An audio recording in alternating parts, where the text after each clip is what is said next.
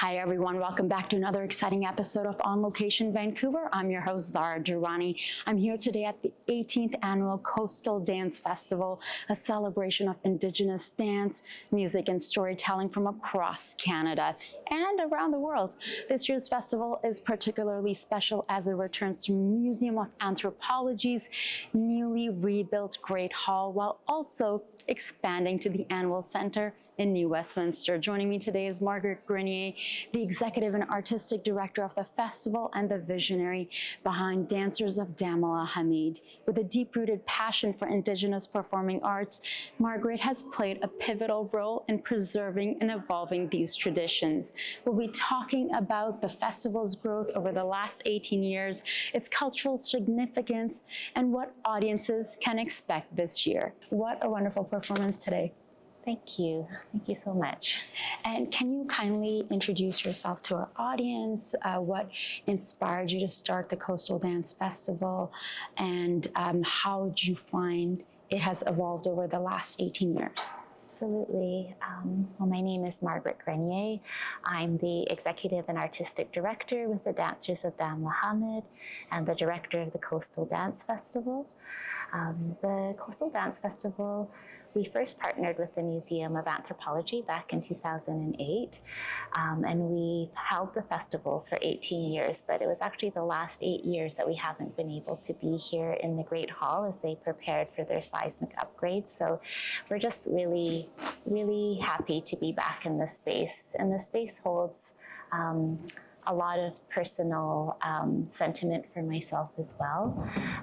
Back in the 1990s, my parents collaborated with the museum when our family moved from our home territory up in northern BC along the Skeena River. And we shared performances here in the Great Hall. I was just a young girl at that time, but it's really become a home for our family, a place that's held now 4 generations of our family, where we've had the opportunity to share song and dance. And for me, that's what's really the heart of the Coastal Dance Festival. It's the intergenerational practice, the young people that have an opportunity to grow up in song and dance through celebrations such as this, and also the connection that it allows for with our elders and our knowledge carriers. Most certainly, and it was beautiful to see so many young people, like very young to teenagers, and having perhaps their aunts or moms being there. It's so, someone else was mentioning earlier that, you know, they're almost like born into this and like fully embracing their culture with pride. So growing up in a family deeply rooted in Indigenous dance and storytelling, how did your upbringing shape your artistic vision? Well, I was really fortunate because we experienced something here on the West Coast called the potlatch ban, which was a federal law that made it illegal to song and dance for almost 70 years. And my generation was the first generation to have dance going back to our earliest memories. So I was just an infant when I was immersed in the practice. And I always remember it being part of something that my family did on a regular basis, so that I just knew the songs and dances and eventually became part of the company in a way that took over leadership. The reason why I felt compelled to do that was because I wanted to ensure that my children and others of their generation would have the same opportunities that I had. I saw that my parents were getting older. They weren't able to carry on the responsibility any longer. So for me, I think that's what compelled me at first. And then I think what has moved me forward is just, as an adult, really understanding the beauty, the complexity of the practice is something that needs the dedication of a lifetime. And so we are always innovating within this dance form. What we shared today as part of our afternoon performances is more traditionally focused, and we'll also be sharing more contemporary focused approaches to our work in our evening ticketed events. It's not just learning songs and dances and stories, but it's actually an opportunity to live them. And in doing so, it cultivates identity, connection to community. It's a very healthy and healing practice, especially in that way, and that it has such a strong family connection, but also because broader society here on the West Coast, there isn't a lot of access in our day-to-day lives to Indigenous language, to Indigenous story, Indigenous teachings. And so when we gather through song and dance, it's an opportunity, especially for our young people, to connect to that. And we see that not just when we're gathered and we're practicing our arts and our culture, but you see how that infiltrates into other aspects of their life. And the way I was trained is that the reason why we dance is we learn a way of being. We learn how to carry ourselves in the world.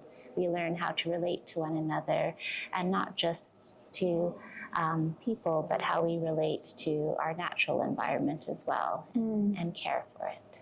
That's beautiful. The festival has grown so much over the years. What are some of the biggest successes, wins you've had, and also challenges since its inception?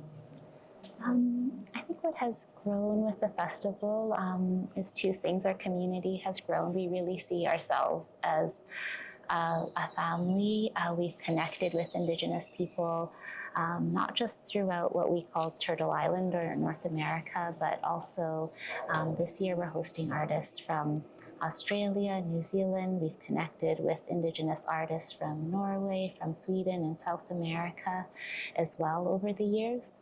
But because we've been here for 18 years, our young people have grown up within this festival. Children who were, dancing with their families 18 years ago are now artists who are sharing their own work. And that's what is so important about the practice, because it takes individuals to not only carry it forward, but to really strengthen it. And in order for it to be relevant to the generations that are coming, they need to find their own voice in it. And we see that with our young emerging artists today. For individuals who are non-Indigenous attending the festival, perhaps maybe for the first time, like someone like myself, what are your hopes that those people would take away? My hope is always that anyone who comes to the festival comes with an open heart and an open mind. I think that there is a lot that has been established as what Indigenous identity should look like. But really, our artists are here to represent themselves, their families, their practices, and for that to be received in a good way, I think it really just requires openness. And I think from that place, we can really not only just learn from one another, but I think that's the way that collectively we can work towards overcoming the colonial history that we have over the past many decades. I feel like it's really special in this space here today, Museum of Anthropology, to be here, all this natural light, and to have there's a new exhibit going on.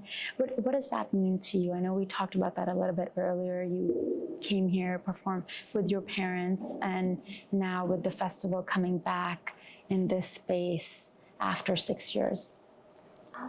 I think what's really special about the Museum of Anthropology is that when the artists share in this space, they're really bringing it to life. The beautiful collections, each piece has so much meaning and history to the community where it comes from. And unfortunately, as part of that history, a lot of these pieces did come from the time of the potlatch ban, when it was illegal for us to not only practice song and dance, but to have regalia. In my family at that time, my grandmother hid the masks and regalia that our family had within the walls of her house because she wanted to ensure to pass it forward.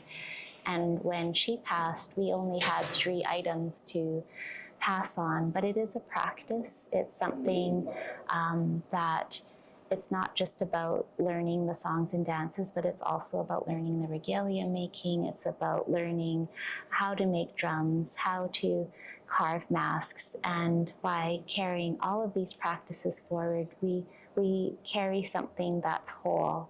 And I think that being in this space, people see that if they look at a collection, they maybe can see that as historical, but if they see the songs and the dances being celebrated and masks being worn, then it becomes relevant to now. And I think that's what is so important about being here in this space.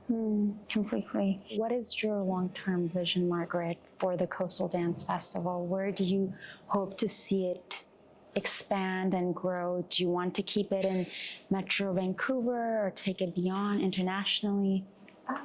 I think for the festival, we really honor the partnerships that we have with the Museum of Anthropology and the Anvil Center as well.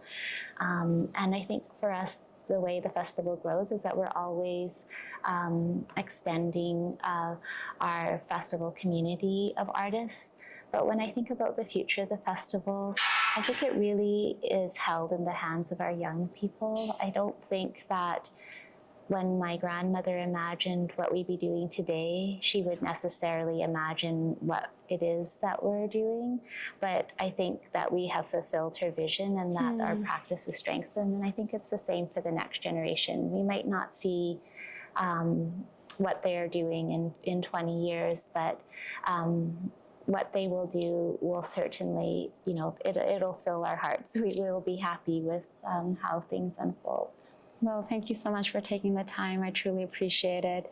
It really filled my heart today, and I feel like every time I experience, events here at MOA or events like today, I'm learning and I'm growing. So thank you so much, Margaret Grenier. Thank you so much. Thank you for taking the time.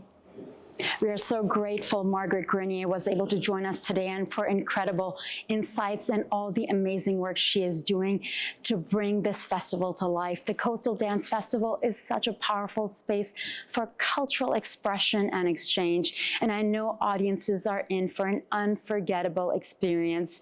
Don't miss this opportunity to witness these extraordinary performances. Until next time, I'm your host, Zara Durrani, and I'll catch you on Location Vancouver, brought to you with the support of TELUS Story Hive.